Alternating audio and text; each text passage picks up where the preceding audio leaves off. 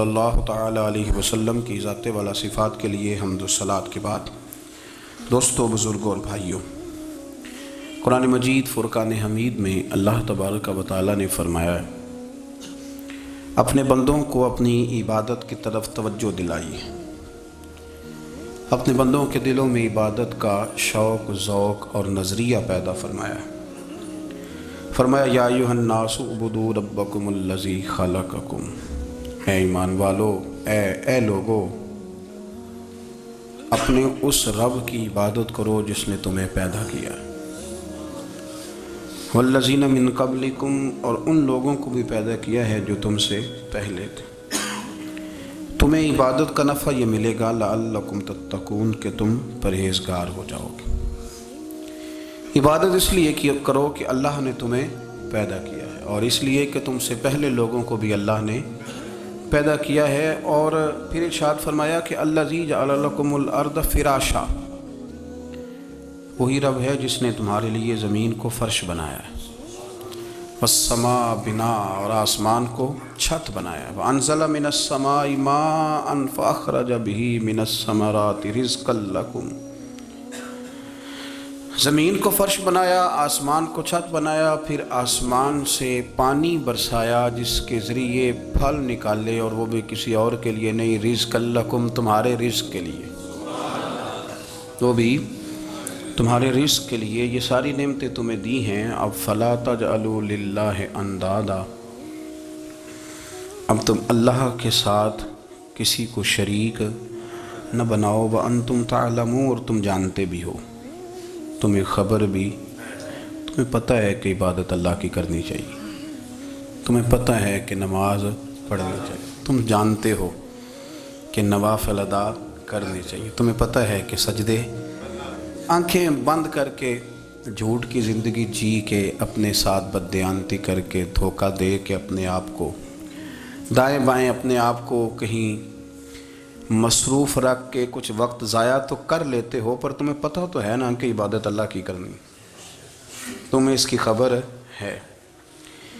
فرمایا اس رب کی، دیکھیں نا، انسان پر اگر کوئی شخص نیکی کر دیتا ہے، احسان کر دیتا ہے، تو انسان اس کے سامنے پھر گردن نہیں اٹھا سکتا، یار یہ میرے مشکل وقت کا دوست ہے، اس نے میرے ساتھ نیکی کی ہے، کبھی بھی گردن نہیں اٹھائے گا، جھکا کے رکھے گا۔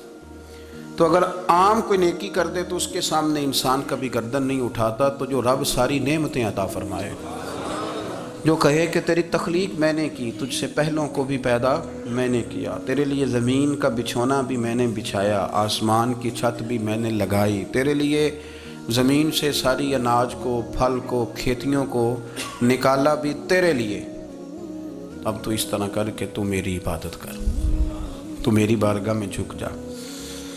بہت سارے نشے لوگوں کو لگے ہوئے ہوتے ہیں، ہر آدمی کوئی نہ کوئی نشہ کرتا ہے، کوئی دولت کا کرتا ہے، کوئی شہرت کا کرتا ہے، کوئی اپنی تعریف کا نشہ کرتا ہے، دو چار لوگوں سے تعریف سن کے مطمئن ہو جاتا ہے۔ ناراض تو نہیں ہوگے اس جملے سے؟ آپ کرتے ہیں لوگ دولت کا نشہ بھی، یہ جب نقصان ہوتا ہے تو بندے بیمار نہیں ہو جاتے، پیسے ڈوب جاتے ہیں تو لوگ بیمار نہیں ہو جاتے، تو اس کا مطلب یہ ہوتا ہے کہ نشہ ٹوٹ گیا ہے۔ بہک ہوئے ہیں نا تھوڑے سے تو کانپتے ہیں، تڑپتے ہیں، پریشان، نشہ ہی اسی طرح ہی کرتا ہے نا، نہیں ملتا تو پریشان ہوتا ہے۔ یہ سارے نشے ہیں، مختلف قسم کا نشہ۔ اب مانتے نہیں اس بات کو، تسلیم نہیں کرتے، کیونکہ تسلیم کرنا بڑا مشکل کام ہے، اس کے لیے تو بڑی ساری چیزیں جو ہیں وہ دبوچ کے اور بڑی سارے رستے پھلانگ کے آنا پڑتا ہے، تو بڑا مشکل ہے ماننا، ورنہ کرتے ہیں ہم، ہمارا مزاج ہے۔ یہ گھومنے پھرنے کا، دنیا دیکھنے کا بھی ایک نشہ ہے، یہ بہت ساری باتیں کرنے کا بھی ایک نشہ ہے، گپ شپ کا بھی ایک نشہ ہے، دو چار لوگوں کی جب تک پگڑیاں نہ کھول لیں، بعض لوگوں کو نیند نہیں آتی، یہ غیبت کا، چغلی کا، بددیانتی کا، یہ بھی ایک نشہ ہے۔ اس پر مولا رومی رحمۃ اللہ نے بڑا کلام لکھا ہے، وہ کہتے ہیں مانگ کے کھانے کا بھی نشہ ہے، مانگ کے کھانے کا بھی نشہ ہے۔ وہ کہتے ہیں کہ ایک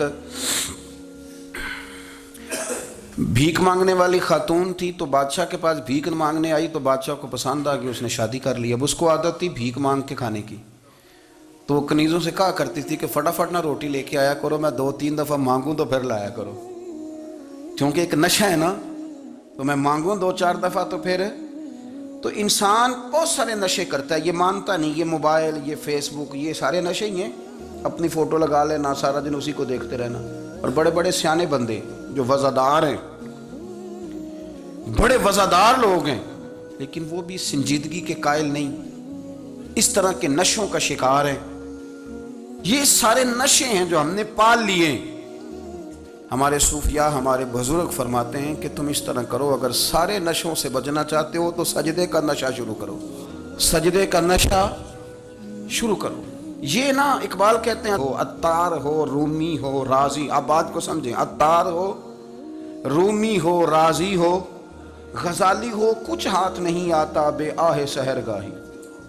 کہتے بہت بڑا صوفی ہو جیسے فرید الدین عطار تھے، بہت بڑا تصوف کا امام ہو جیسے امام غزالی تھے، بہت بڑا تفسیر کا استاد ہو جیسے امام رازی ہو، عطار ہو، رومی ہو، رازی ہو، غزالی ہو، پر کچھ ہاتھ نہیں آتا بے آہ سحر گاہی۔ اگر سویرے اٹھ کے روتا نہیں نا اللہ کی بارگاہ میں، اگر تہجد نہیں نہ پڑھتا تو کچھ ہاتھ نہیں آتا بے آہ سحر گاہی۔ پھر اس کو کوئی چیز نصیب، میری بات کی سمجھ آ رہی ہے آپ حضرات؟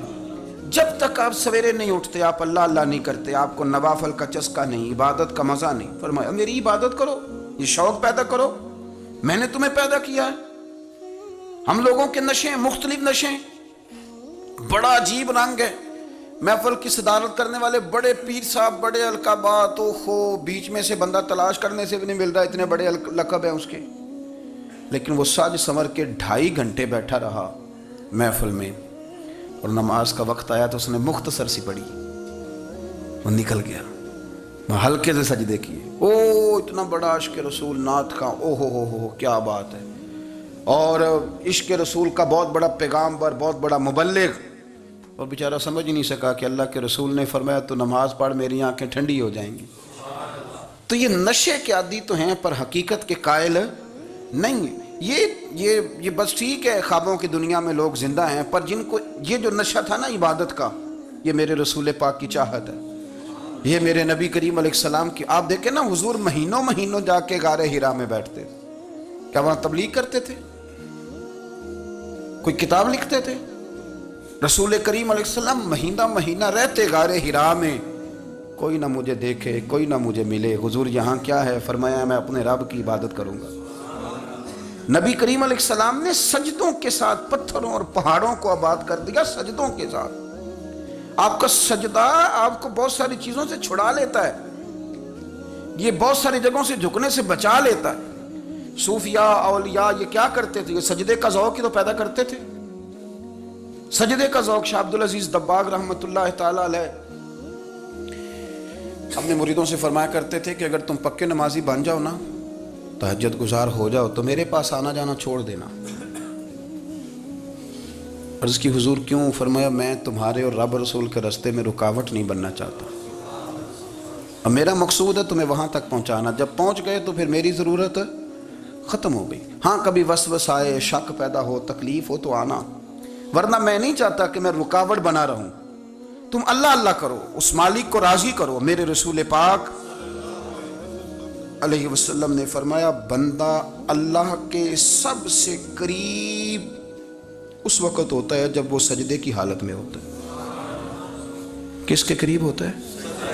اللہ کے سب سے قریب ہوتا ہے، وہ بڑا نیڑے ہے رب کے، بڑا قریب ہے، اس لیے کہ وہ حالت سجدہ میں، وہ جب سجدے کرتا ہے نا اس کی بارگاہ میں جب جھک جاتا ہے۔ آپ ذرا سجدے کی کیفیت دیکھیں نا، زبان بھی یہاں ہے، آنکھ بھی یہاں ہے، کان بھی، عقل بھی ساری، اس نے سارا کچھ رکھ دیا سجدے میں۔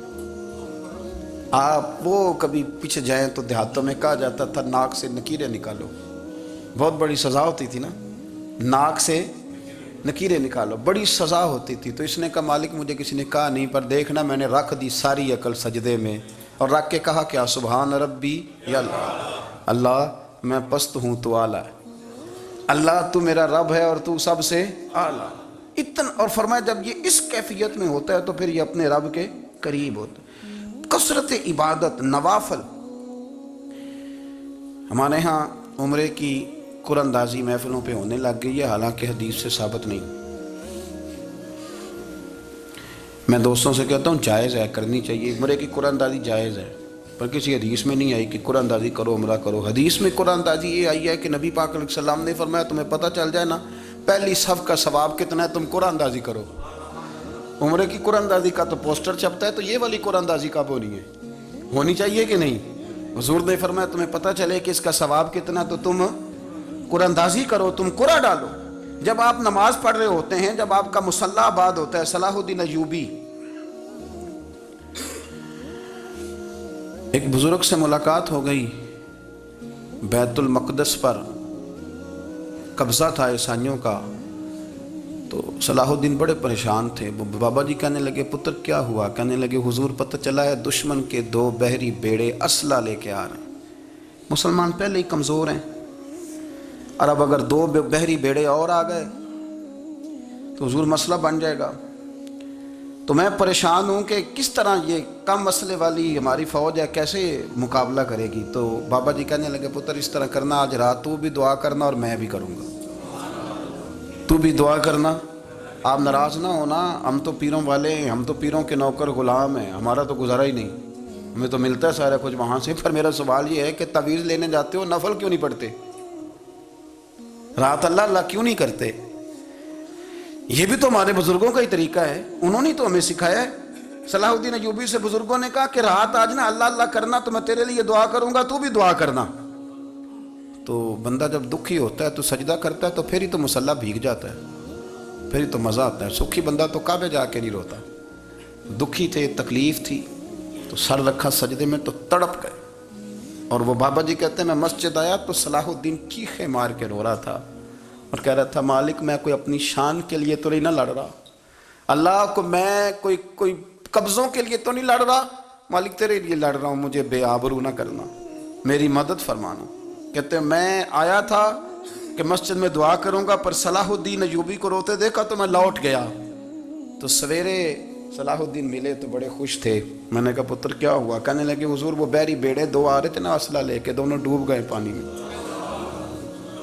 میں ڈوب گئے۔ تو بابا جی کہنے لگے صلاح الدین وہ پانی میں نہیں ڈوبے، وہ تیرے آنسوؤں میں ڈوب گئے، وہ غرق ہو گئے، وہ جو تو نے مصلی بات کیا تو وہ تیرے آنسوؤں میں ڈوب گئے، وہ غرق ہو گئے، وہ تباہ، اتنے قیمتی تھے تیرے آنسو کے بہا لے گئے دشمن کے بحری بیڑوں کو۔ میرے بھائی ٹھیک ہو گیا جی، میرے عزیز سمجھ لیں اس بات کو ہمیشہ کے لیے، اور اس پر غور کر لیں اچھے طریقے سے کہ میرے رسول کریم سید عالم صلی اللہ علیہ وسلم نے نا ہماری توجہ دلائی، حضور نے ہمیں بتلایا، ہمارا ذوق بڑھایا عبادت کی طرف۔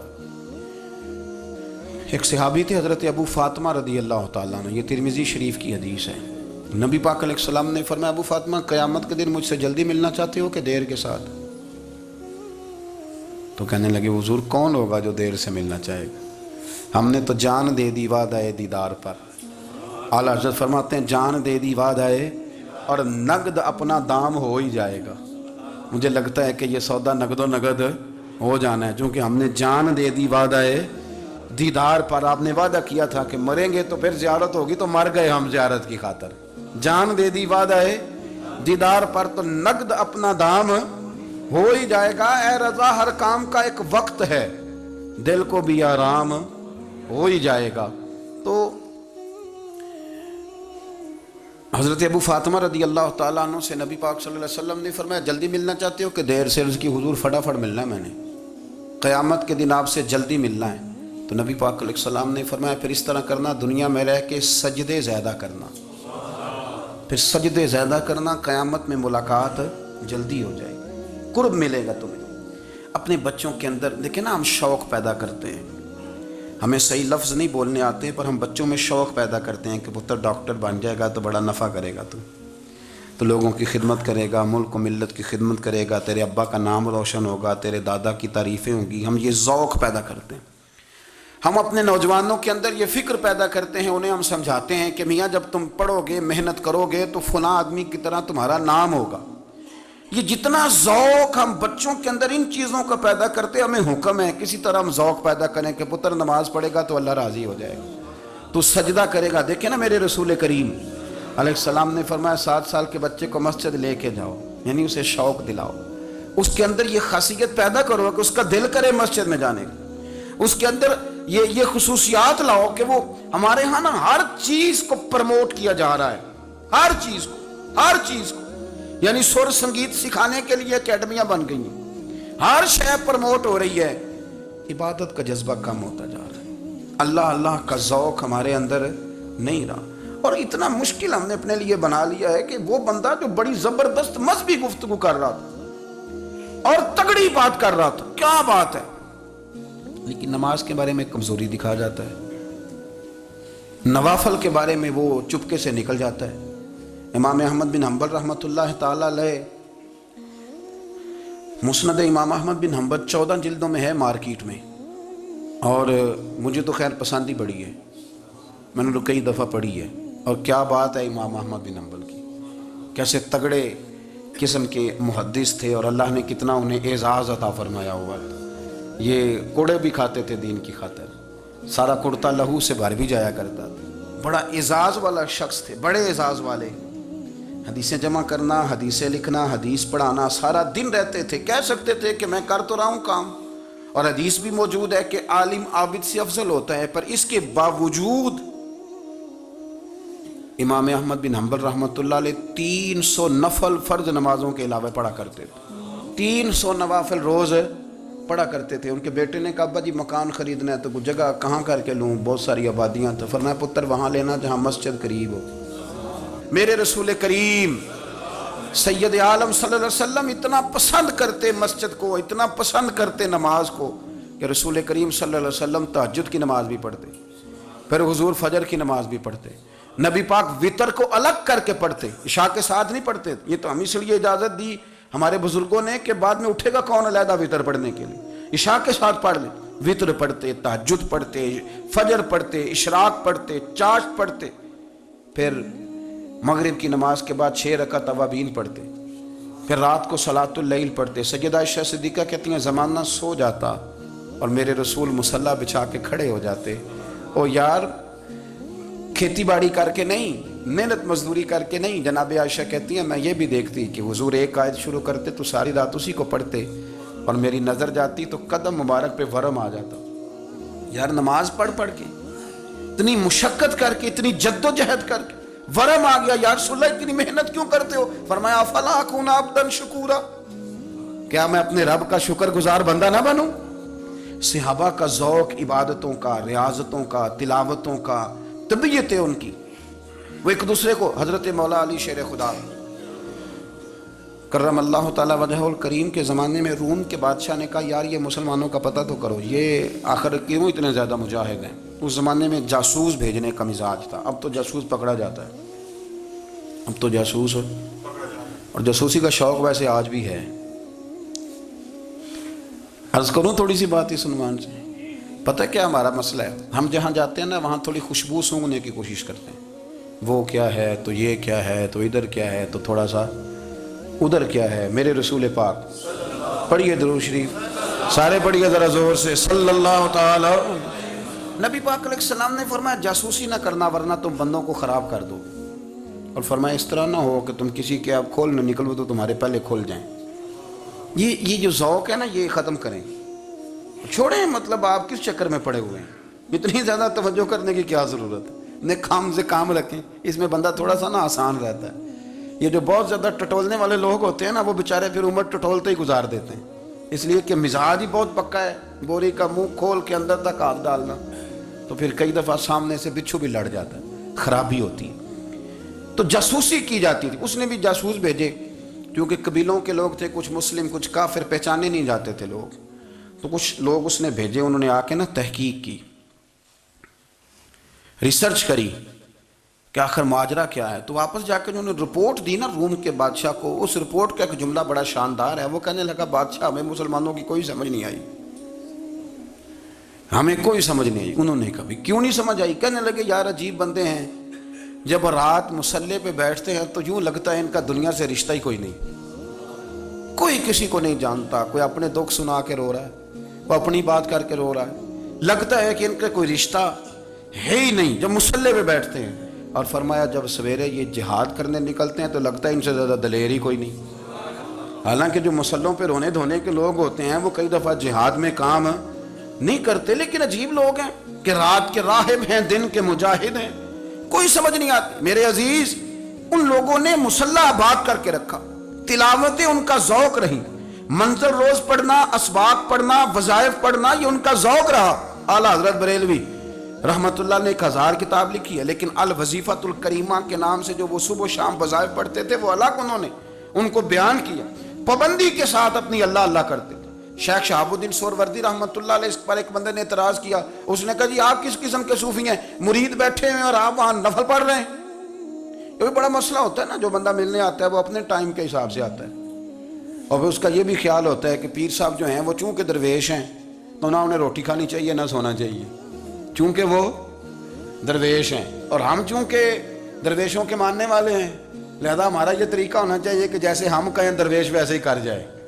حالانکہ اس کو آپ درویش کہیں گے، آپ اس کی مانیں گے، آپ منوائیں گے نہیں، تمہارا مزاج ہوتا ہے۔ شیخ شہاب الدین پر لوگوں نے اعتراض کی، حضور لوگ ملنے آئے ہیں، زیارت کرنے آئے ہیں، یہ بندے دعا کرانے آئے ہیں، اللہ اللہ کرانے آئے اور آپ نفل پڑھ رہے ہیں، کیا جملہ ہے، کیا حسن ہے، کیا خوبصورتی ہے۔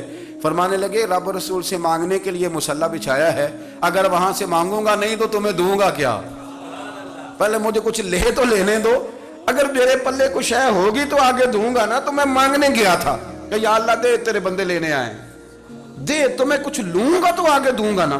لیکن ہمارا یہ سٹیٹس، یہ مزاج، یہ شعور نہیں ہے۔ گپیں، کہانیاں، داستانیں، گفتگو، خطابت، واز، کیا بات، لیکن اگر کچھ کرنے کا کام ہو تو وہ نہیں ہم سے ہوتا۔ میرے نبی کریم علیہ الصلوۃ والسلام نے مصلی سے دل لگانے کا درس دیا، حضور نے توجہ دلائی، صحابہ اس ذوق کے حامل لوگ تھے، وہ کوشش کرتے تھے۔ جناب صدیق اکبر رضی اللہ تعالیٰ عنہ کا عبادت کا مزاج ہمیشہ قائم رہا۔ حضرت عمر فاروق ساری رات اللہ کے حضور کھڑے رہے۔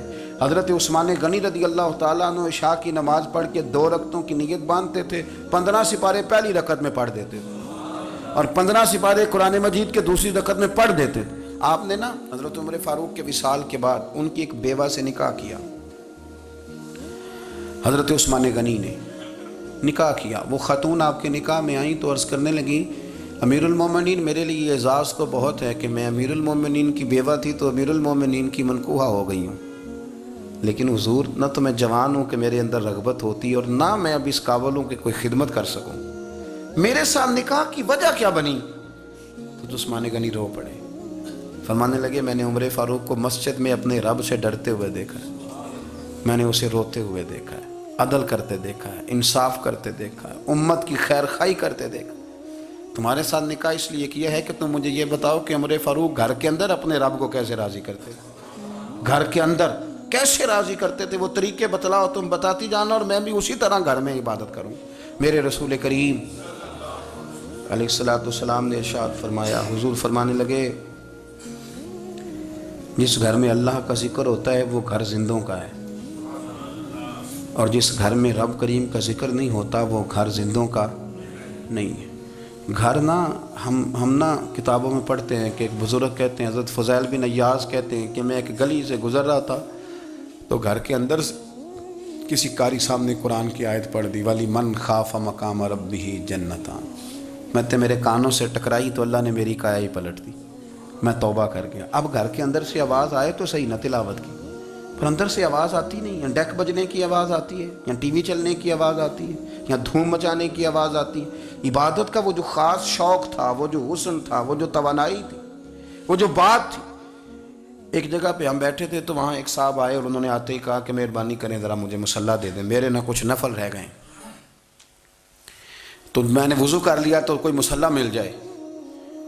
مصلی انہیں دے دیا گیا، وہ مصلی لے کے چلے گئے تو پیچھے ایک صاحب نے تبصرہ کیا، کہنے نے کتنا ریاکار بندہ ہے، لوگوں کو دکھا رہا ہے کہ میں نفل پڑھتا ہوں، ہے کوئی بات کرنے والی؟ میں نے اسے کہا، میں نے کہا تو مہربانی کرنا اس طرح کی ریاکاری تو بھی کر، پکڑ مصلی اور جا تو بھی تھوڑی ریاکاری کر کے آ، اٹھ ذرا شکر کر، کوئی یہ ریاکار بھی ملا ہے، کوئی نفل پڑھ کے ریاکاری کر رہا ہے اللہ کا۔ میں کہتا ہوں کو پڑھے تو صحیح، نہ یار یہ کوئی دور ہے نفل پڑھنے کا، اس میں تو لوگوں کا مزاج ہی نہیں، طبیعت ہی نہیں۔ میں نے کہا چل مہربانی کر، یہ لے مصلی اور تو بھی جا تھوڑی سی، یا کر یا ریاکاری کرو تو صحیح نا، مزاج ہی نہیں، ذوق۔ جمعے کی نماز پڑھ کے یوں دنیا بھاگتی ہے، او ہو پتہ نہیں کون سی پیچھے آگ تھی جو بجھائی جائے گی۔ اور آج تک لوگ مسئلہ پوچھ رہے ہیں کہ جمعے کی بعد والی سنتیں کتنی ہوتی ہیں۔ میں نے کہا کتنے سال ہو گئے جمعہ پڑھتے، کتنے سال ہو گئے، ابھی تک سنتوں کا نہیں پتہ، ابھی تک نہیں علم کے پہلے کتنی رکھتے ہیں اور بعد میں کتنی رکھتے ہیں۔ فجر کی سنتیں کب پڑھنی چاہیے؟ سنو فجر کی سنتوں کے بارے میں۔ میرے رسول کریم سید عالم صلی اللہ تعالیٰ علیہ وسلم سے ایک صحابی نے پوچھا تھا، حضور میری فجر کی سنتیں رہ گئیں یا رہ جاتی ہیں تو حکم کیا ہے؟ کیا انداز ہے حضور کا؟ بخاری مسلم کے لفظ سنو، حضور سید عالم صلی اللہ علیہ وسلم فرمانے لگے، اس نے کیا پوچھا تھا، حضور جواب کیا دیتے ہیں؟ فرمایا فجر کی سنتیں کبھی نہ چھوڑنا، فجر کی پہلی 2 سنتیں کبھی نہ چھوڑنا۔ یا رسول اللہ صلی اللہ تعالیٰ علیہ وسلم میری رہ گئی ہیں، رہ جاتی ہیں۔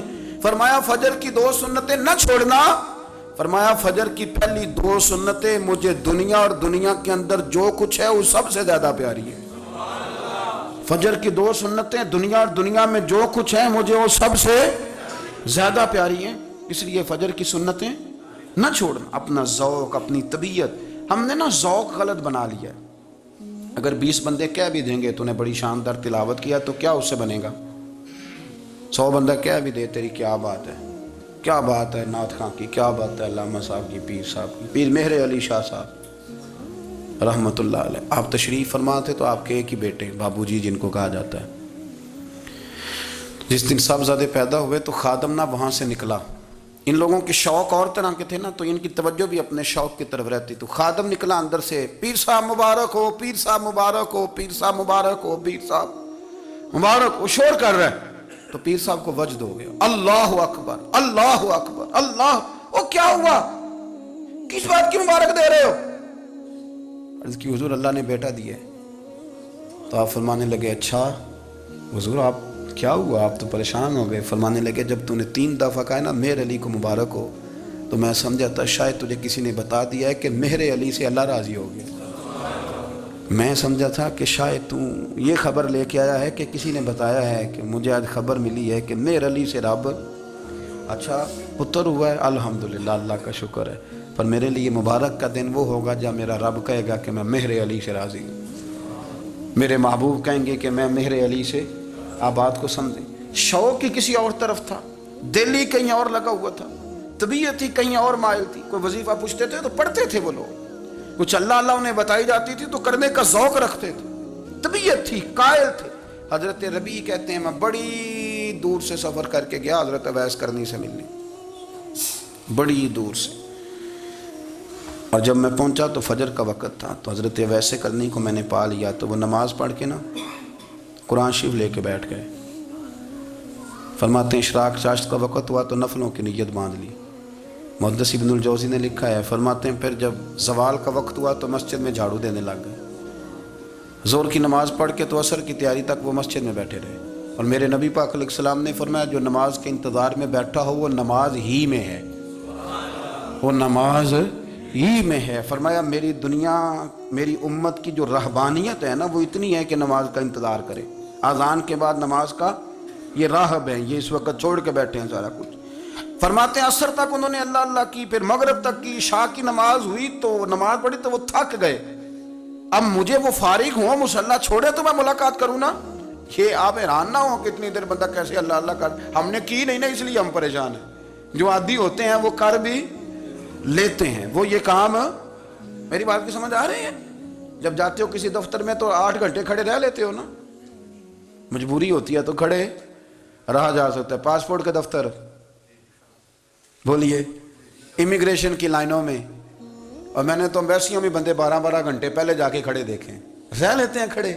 تو اگر ان کاموں کے لیے رہا جاتا ہے تو اللہ رسول کے لیے بھی کھڑے رہا جا سکتا ہے۔ تو فرمانے لگے کہ جب عشاء کی نماز کے بعد آخر انسان تھے، تھک گئے، نیند کا غلبہ ہوا تو تھوڑی ایسے آنکھ بند ہوئی تو کھلی تو رونے لگے۔ حضرت ویسے کر دیا، رو کے کہنے لگے مالک مجھے غافل تو نہ کر، ابھی میں نے کیا بھی کچھ نہیں، دن ختم ہو گیا، کوئی نفل نہیں، کوئی اللہ اللہ نہیں، اللہ مجھے غافل نہ کر، میری مدد فرما۔ فرماتے ہیں جب وہ روئے تو میرے ساتھ جو شخص تھا میں نے کہا اٹھو چلیں، کہنے لگا حضور ملنا نہیں، فرمایا جو میں لینے آیا تھا وہ مجھے مل گیا ہے، جو میں ان سے سیکھنے آیا تھا وہ مجھے نصیب ہو گیا، اب اور میں نے کیا لینا، ختم ہو گئی بات، اٹھو چلیں۔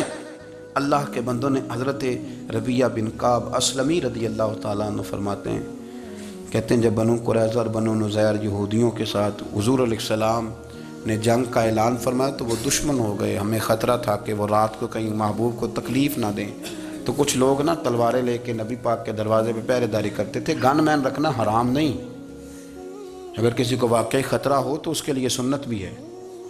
حضرت علی المرتضیٰ تلوار لے کے حضور کے گھر کا پہرا دیتے تھے. حضرت ربیعہ بن کعب اسلمی رضی اللہ تعالیٰ عنہ فرماتے ہیں کہ رات میری ڈیوٹی تھی کہ میں حضور کے گھر کا پہرا دوں گا، تو فرماتے ہیں میں باہر سن رہا تھا، ساری رات ہی میرے نبی پاک نے اللہ کی تسبیح پڑھی.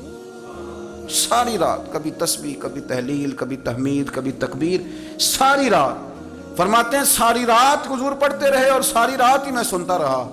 مجھے اونگ آ گئی، میری آنکھ لگ گئی، حضور ابھی پڑھ رہے تھے، میں تھک کے سو گیا. اور فرماتے ہیں جب میری آنکھ دوبارہ سے کھلی تو میرے کانوں میں پھر کوئی چیز گونجی، تو میں نے کان لگایا تو میرے حبیب ابھی بھی اللہ کو یاد کر رہے. ساری رات حضور رب کی عبادت کرتے. اسی لیے تو کہا یا ایھا المزمل قم اللیل الا قلیلا. حبیب ساری رات تو نہ جاگا کر، تھوڑا آرام بھی کر لیے گا. میرے بھائی، اپنا مصلی، اپنی عبادات، اپنے وظائف، اللہ اللہ جو آپ نے کسی سے سیکھی ہے اس کو کبھی کمزور نہ ہونے دیں. شجرہ شریف جو کسی بزرگ سے آپ لے لیتے ہیں تو کیا رسم ہے کوئی؟ اس پہ کچھ لکھا ہوتا ہے، وہ پڑھنے کے لیے دیا جاتا ہے. اس پہ لکھا ہوتا ہے کہ یہ اللہ اللہ آپ نے کرنی ہے. ساری زندگی کسی اسکول میں داخل ہو گئے اور وہاں جا کے آپ نصاب ہی نہ پڑھیں، کتاب ہی نہ کھولیں تو پاس ہو جائیں گے؟ وہ کہتے ہیں میں 20 سال جاتا رہا ملا کچھ نہیں. تو آپ نے لیا کیا ہے؟ ایک اتنی سی کتاب تھی، اس کو تو کھول کے آپ دیکھ نہیں سکے، اس کے وظائف تک تو رسائی نہ ہوئی. اس لیے کہ اللہ اللہ کرنا مشکل ہے اور تصویر کھنچانا یہ آسان کام ہے. تو جو آسان ہے اس طرف ہماری توجہ لگی رہتی ہے اور جو مشکل ہے اس طرف ہم ذوق پیدا نہیں کرتے. یا ایھا الناس اعبدوا ربکم الذی خلقکم والذین من قبلکم لعلکم تتقون. اے لوگو اس رب کی عبادت کرو جس نے تمہیں پیدا کیا اور تم سے پہلوں کو پیدا کیا، اس لیے عبادت کرو کہ تم پرہیزگار ہو جاؤ گے. مالک سمجھنے کی توفیق عطا فرمائے.